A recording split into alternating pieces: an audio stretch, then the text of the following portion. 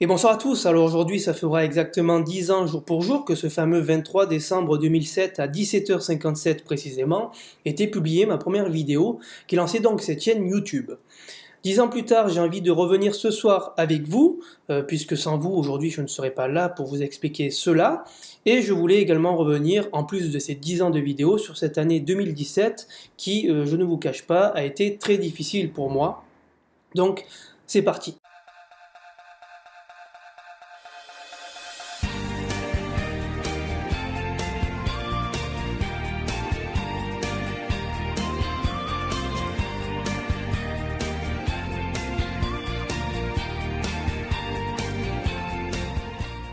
Alors avant de débuter cette vidéo, ne vous inquiétez pas, des vidéos comme cela, il n'y en aura pas d'autres, puisque en temps normal, je n'aime pas raconter ma vie, mais j'estime que je vous devais au moins cela, puisque, encore une fois, sans vous, je ne serais pas là aujourd'hui.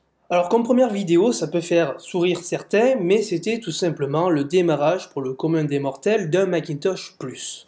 Pourquoi ce démarrage? Eh bien tout simplement parce qu'il était lié au pseudo initial de cette chaîne YouTube, qui était ClarisSource 4, avant que Google fusionne tous les noms de comptes et que ça finisse basiquement Théo Boussige. Pourquoi ce pseudo initial ClarisSource 4? Eh bien tout simplement parce que, pour ceux qui ne connaissent pas, ClarisSource 4, c'était tout simplement l'équivalent de Microsoft Office, mais sur Macintosh, et c'était donc une suite bureautique. Pourquoi une version 4? Eh bien parce que j'ai eu la chance de l'utiliser en CM1, donc ça remonte à bien longtemps déjà, mais pour moi, cette version 4 était la version la plus ludique, la plus simple à utiliser, puisque bien sûr, ils ont fait d'autres versions, mais pas aussi simples de mon point de vue. Voilà pourquoi j'avais baptisé tout simplement cette chaîne ClarisSource 4. J'enchaîne directement sur cette passion qui était donc liée à ce pseudo initial et à ce démarrage de Macintosh Plus. Le Macintosh, puisque j'ai toujours été passionné de la marque à la pomme, mais cette passion a été lancée principalement par un prof que j'ai eu en CM1, toujours, un prof génial qui nous a enseigné les bases de l'informatique et avait récupéré, pour la petite histoire, 10 Macintosh qui allaient finir tout simplement à la casse, qu'il avait récupéré donc et qu'il avait retapé, et qui nous avait donc remis en fonction pour qu'on apprenne les bases de l'informatique. Et déjà, je sais qu'à l'époque, eh bien, le côté ludique du Macintosh était déjà un cran au-dessus du PC. Alors, je ne dis pas ça ce soir pour relancer l'éternel débat entre Mac et PC, mais voilà, c'était mon point de vue, et c'est pour cette raison qu'il y a eu des démarrages de Macintosh Plus. Ensuite, on enchaîne en 2009 sur une nouvelle passion, alors qui a toujours été là, mais qui a été amplifiée par l'arrivée de ces tracteurs, hein, puisque maintenant je peux le dire. C'est pas des tracteurs basiques, puisque, comme vous avez pu constater, c'est des tracteurs de collection et français, puisque vous ne le savez pas peut-être, mais moi, en termes de patrimoine français, eh bien, j'ai un immense respect. Donc, quand j'ai pu, avec mon père, récupérer ces tracteurs, les restaurer et les faire refonctionner, eh bien, c'est peut-être bête à dire, mais c'était pour moi un moment d'émotion, puisque refaire fonctionner ces tracteurs qui ont traversé les années, c'était quand même très important. Ensuite, on va enchaîner donc sur la page 8. Alors, je ne vais pas vous expliquer toutes les vidéos, sinon ça serait trop long. On va faire un petit résumé. Voilà. Le 21 novembre 2009, à 19h34 encore précisément, une vidéo HMS Britannic était publiée. Alors, je vais vous faire ça court. Le HMS Britannic, c'était le troisième bateau qui suivait donc l'Olympique et le Titanic. C'est également le grand oublié de l'histoire, puisque ce HMS Britannic a également sombré, bon, pas dans les mêmes conditions que le Titanic, mais a également sombré en portant de nombreuses vies avec lui. Mais comme il a coulé donc après le Titanic et également en temps de guerre, eh bien l'histoire a été beaucoup moins importante que sur le Titanic, qui pour le coup, lui, a été vraiment médiatisé. Donc moi, comme j'aime faire des sujets qui ne sont pas forcément abordés par tous, j'ai voulu publier basiquement cette vidéo HMS Britannic qui était donc un hommage à ce bateau. Ensuite, le 2 mars, j'ai reçu, alors précisément j'ai reçu le 22 décembre mon premier iMac. J'ai donc eu, comme tout le monde, un temps d'adaptation, puisque l'univers Mac et l'univers PC est un peu différent. Et c'est pour cette raison que j'avais fait donc cette vidéo, comment installer le driver de Windows XP sur Bootcamp, qui permettait donc de switcher entre macOS et Windows. Alors il faut savoir que cette vidéo à l'époque avait été publiée parce qu'il n'y avait pas énormément de tutos en français sur les Mac, puisque la communauté était principalement anglaise et américaine. Donc moi je pars toujours du principe en faisant des tutos que si j'ai galéré, alors sans prétention aucune, et bien d'autres peuvent galérer et aimeraient trouver la solution, donc c'est pour cela que j'avais fait cette vidéo. Pour continuer, les plus assidus d'entre vous auront remarqué qu'entre le 22 décembre 2009 et le 2 mars 2010, eh bien, il n'y a pas eu de vidéo. La raison est toute simple, c'est qu'en janvier 2010, j'ai eu un grave accident qui aurait pu me coûter un bras et plus si j'avais eu vraiment de la malchance. Et vous savez, lorsque vous affrontez ces événements et lorsque vous traversez tous ces différents centres médicaux, que vous voyez les dégâts que peuvent causer les accidents comme j'ai eu, eh bien, je me suis dit que j'avais énormément de chance d'être toujours là et d'être revenu avec toutes les fonctionnalités de mon bras, puisque malheureusement, ça n'a pas été le cas de tous.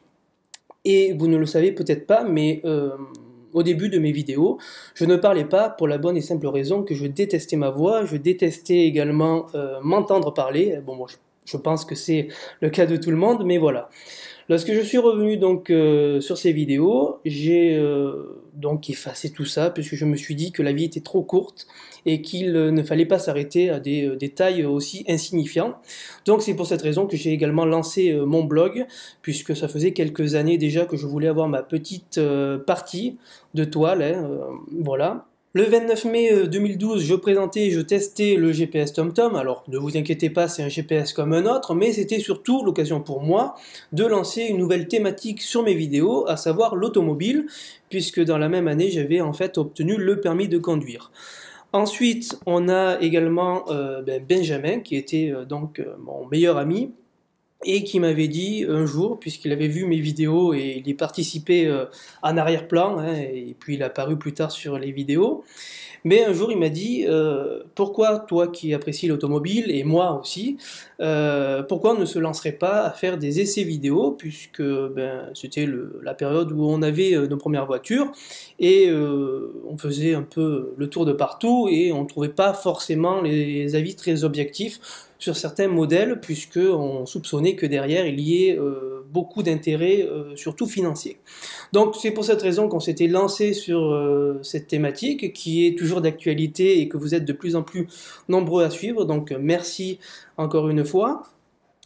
Et puis très récemment, j'ai lancé donc une quatrième rubrique, enfin quatrième ou rubrique complémentaire, qui est tout simplement la mise à jour des cartographies sur les voitures PSA, donc Peugeot Citroën, puisque Benjamin adorait Citroën, et c'est vrai que le système de GPS, de mise à jour, de réinitialisation est assez compliqué sur cette marque-là, et donc je me suis dit, moi qui adore l'informatique, qui adore l'automobile, c'est deux liens très proches, et donc pourquoi pas me lancer là-dessus. Et encore une fois, vous avez été nombreux à répondre présent, et je vous remercie encore une fois énormément. Pour répondre à la question que beaucoup me posent, est-ce que j'abandonne l'high-tech pour me consacrer à 100% à l'automobile sur cette chaîne? La réponse est non, rassurez-vous.